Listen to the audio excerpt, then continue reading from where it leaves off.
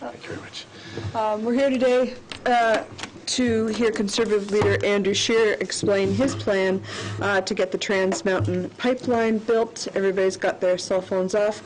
Mr. Scheer is going to give us a discussion, and then we'll have some questions. Bon après-midi tout le monde. Merci d'être ici aujourd'hui. Good afternoon, everyone, and thank you for joining me today. I'm here joined with the Conservative Shadow Minister for Natural Resources, Shannon Stubbs, and the Shadow Minister for Indigenous Affairs, Cathy McLeod. Vendredi, 3 semaines après la décision de la Cour fédérale qui a annulé le projet d'expansion Trans Mountain, les libéraux ont enfin réagi. Canadians were hoping for action and a robust plan that will get the project built after years of unnecessary delays. These hopes were dashed. Instead of taking action, Justin Trudeau and the Liberals announced on Friday just more delays and more uncertainty. Nous n'avons toujours pas de calendrier de construction, aucune échéance de fin de travaux et aucune assurance au sujet des milliers d'emplois que ce projet va créer. Les Canadiens ne devraient pas être surpris. Justin Trudeau and the Liberals have already failed to deliver two major pipeline projects, the Northern Gateway and the Energy East projects. What they announced on Friday is part of their failure to deliver a third. Now, the Liberals have been working to undermine the Conservative record on pipelines. However, the facts speak for themselves.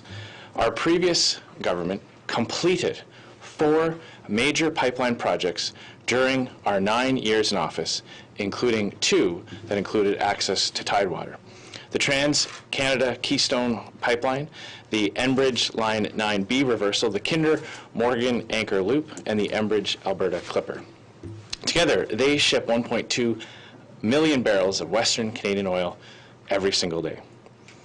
Today we learned that a 5th pipeline proposed under Conservative government, the Keystone XL pipeline, will proceed next year. La seule chose qui a changé entre cette époque, quand les pipelines étaient proposés, approuvés et construits, et maintenant, alors que les pipelines sont tués dans l'œuf par l'ingérence et l'incompétence du gouvernement, est que Justin Trudeau est devenu Premier Ministre.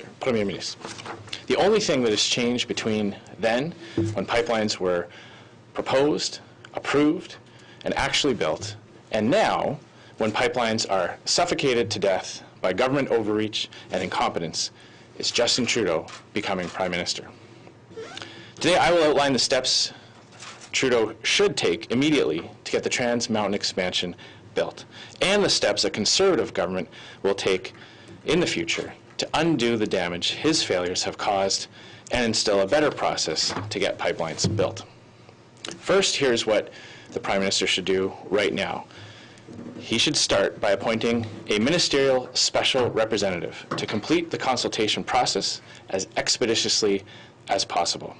This is something Justin Trudeau failed to do up front, and something that Liberals failed to address in their announcement last week. He should follow up by enacting emergency legislation to affirm that Transport Canada's analysis of shipping traffic was sufficient and does not need to be duplicated by the National Energy Board. Ensuite, il devrait demander la suspension de la décision de la Cour d'appel fédérale et la porter en appel devant la Cour suprême. Et finalement, il devrait soutenir le projet de loi S-245 afin de préciser que le pipeline relève des compétences fédérales. This is a rescue plan for the Trans Mountain Pipeline expansion. It is comprehensive and robust. It makes use of every tool the government has at its disposal to get this project back on track. Now, second, here's what a new Conservative government will do in 2019 to fix Justin Trudeau's mess and to provide clarity and certainty around major pipeline projects. Our first move is one we've already announced. We will repeal Justin Trudeau's job-killing carbon tax. C'est le premier pas pour remettre notre secteur énergétique sur pied. Mais il y a d'autres dommages à réparer. C'est pourquoi un gouvernement conservateur abolira le projet de loi C-69 des libéraux. And we will end the ban on tanker traffic on the north coast of British Columbia. But we need to go further than just rolling back failed Liberal policies. A Conservative government will enact legislation to clarify the roles of proponents and government involved in consultations. We will end foreign-funded interference in regulatory hearings and provide certainty to investors on approval timelines and schedules. We will also use the federal declaratory power to declare a major project for the general advantage of Canada under Section 9210 of the Constitution, where we consider it necessary. Ensemble, ces mesures renverseront les politiques catastrophiques de Justin Trudeau sur les pipelines et créeront un environnement où les investissements majeurs dans le secteur énergétique sont encouragés. Now, let's not forget, before Justin Trudeau became Prime Minister, we had 3 private companies willing to invest more than $30 billion to build 3 nation-building projects that would have created tens of thousands of jobs and generated billions in economic activity. Maintenant que Justin Trudeau est Premier ministre, nous n'avions rien de tout ça. Those companies, Kinder Morgan, Enbridge, and TransCanada, continue to invest in pipelines elsewhere in the world, just not in Canada. I am confident that our plan will give Canada the best chance to get Trans Mountain built and will again make Canada a place where these kinds of projects will succeed. Thank you very much, and happy to take your questions. Great. So first up we have Julie Van Dusen, CBC. So how fast would your rescue plan get shovels in the ground? Well, we have to keep in mind that we were first proposing these types of measures back in January, February, and March. Had the government listened to us then, we are confident that we would have not seen what we saw this summer. What the Liberals announced just last week was another 6 months of delay and not addressing any of the actual issues around consultation. So the quicker they move on this, obviously the better. We would like to see a fixed timeline. We've already lost the summer season. We certainly don't want to see ourselves in a situation where we're going into the spring with even more uncertainty around it. So I believe that this would very quickly accelerate the process. The judge was very clear in her ruling, that the consultation process can be very quickly addressed if it's focused on the shortcomings that she identified. Which consultation process are you talking about? Is it about tanker traffic, which apparently the Conservative government of Stephen Harper ignored, or is it about First Nations, meaningful consultations with First Nations? Which one is it? It's the previous government had a robust regulatory process that saw 4 pipelines approved and built. We took the approvals process seriously, and we took the consultation process seriously. The judge was very clear that where the Liberals failed, where they specifically dropped the ball, was by sending note takers and not a true consultation, where concerns that were raised by Indigenous communities could be addressed. There could be a two-way dynamic. What they sent instead was just people to take notes and added it as an addendum to the report. That was clearly that clearly did not meet the standard. That was something that they were warned about in a previous court ruling. They decided to ignore it. So that's the component that we're talking about. By appointing the special representative, there can be that dynamic, meaningful consultation with someone who is empowered to represent the government in an official capacity. Roy Stone, Globe Mill. Mr. Scheer, would meaningful consultation mean to you that Indigenous groups could actually veto the project if they don't agree with it? The duty to consult is very clear. It means that concerns have to be addressed, and addressing those concerns can take a variety of options. But we certainly don't believe that the 30-plus Indigenous communities who had signed agreements, who are going to see real benefits in their communities, should have to go without those advantages because a smaller group of people are simply opposed to it. Where people are raising concerns to get to a better project, to get to a cleaner environment, a more safer, secure route, absolutely those concerns should be listened to and addressed, but they should not be used as excuses just to get to a no because of ideological grounds. And what, can you explain, what do you mean by foreign-funded interference in regulatory hearings? What do you mean by that? So under Bill C-69, under the government's current plan, literally anybody in Canada will be able to appear before a hearing process and get standing and make presentations. We know that there are many groups in Canada that are ideologically opposed to developing our energy sector, and they often receive funding from foreign groups, from groups in other countries that spend money in Canada Canada to enable them to protest, to speak out, and to interfere with these processes. We believe that should not be appropriate for a hearing process, that those who are affected by a pipeline project, a landowner, an Indigenous community, a municipality, or someone with expertise, someone with an engineering degree or training in the field, should be able to be part of the process, but not literally anybody in Canada, because that will open the door to foreign funds influencing the decision process. Madame Bizzetti, le devoir. Well, following up on that, so are you saying that some environmental groups such as Greenpeace, etc., should not have access to those consultations because they could be foreign funded? Where those groups can demonstrate a link to the project, where they are, helping people make submissions who are affected by the process, or where they have some expertise, if they have people with accreditation, obviously the hearing the process should hear from people who have background. But where groups are just clearly ideologically and philosophically opposed, not to just this pipeline or that pipeline, but to all pipelines and to the energy sector in general.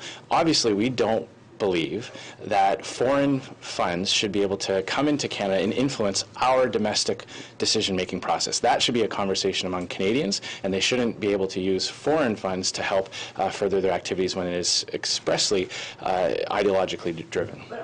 You're saying two things there. I just want to clarify, because I'm not sure where you draw the line, because I understand that a community next to a project can have some interest in participating, but you're saying that a general environmental group that cannot prove its direct link should not be heard, and then there's something about the foreign funding, but well, it's two different things. It's been very established. It's been well established in recent months and years that foreign funds have entered into Canada through activist groups, and that they are playing a greater and greater role in domestic decision making.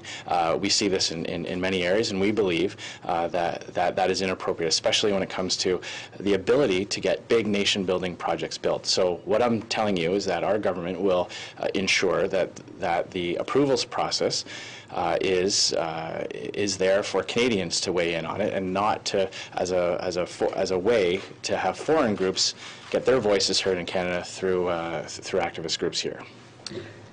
Todd Lemoran, APTN. You mentioned earlier a success story was the Keystone XL pipeline going to the United States. Of course, it was met with massive Indigenous resistance. It was overcome by a heavy police presence, complemented by the National Guard. Now, Indigenous groups and environmentalists here in Canada have vowed to do the same thing and stop the pipeline no matter what. So would you be supporting something similar, a police, those kinds of mass arrests and the disruptions, the protests we saw in the United States? Yeah, I know people like to conjure up images of that type of confrontation. The people we're concerned about are the thousands and thousands of Indigenous Canadians who want to see these pipelines built, that will see the real economic benefits of these projects going ahead. And we all have to follow the laws, and not any one of us in this country can decide that we're going to ignore court rulings or ignore the laws because we disagree with it. So I believe that by having a proper consultation process, by having this special representative, we can show good faith to Indigenous Canadians, and we can get the job done properly that will deliver those economic benefits to the communities that have signed those partnership agreements. Now, you mentioned the special consultant. What if Indigenous groups just do not want to go with this timetable? It seems to be quicker than Indigenous groups or First Nations often want to when they get involved in these types of discussions. It's very important that there are predictable timelines. What we saw, the reason why we've seen so many companies cancel job-creating projects here in Canada is because they suffer from death by delay.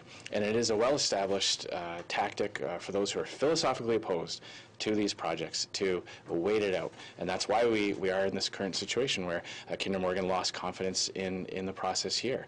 And the government had to spend $4.5 billion of tax dollars just to keep the project on life support. It's important that these consultations are meaningful, that they are dynamic, that they provide for two-way exchanges of information, but that at the end of the day, the result, the goal of this process should be a safe and secure pipeline project. It should not be a tool to simply cancel projects that some people happen to disagree with. So I believe that by having this representative, it's that good faith effort that will stand up for those Indigenous communities that will benefit from these types of projects and will ultimately lead to a better process with an approval that we can say as a government, we executed our duty to consult. Okay, we have 5 more minutes. Helen? Yes, one other thing you mentioned is that if elected, you would cancel the carbon tax. You're probably aware by now that there was a study released last week by a former Stephen Harper's counselor saying that in most cases, almost in every cases, Canadian families will be better off when they get their refund by the federal government. They will end up with more money in their pockets. In the Saskatchewan, for a family, it could be almost $2,000. How do you sell that to your constituents in Saskatchewan? Well, I don't believe anybody has any credibility in that report. It's well known that the proponent of that report has been advancing his support of a carbon tax for quite some time.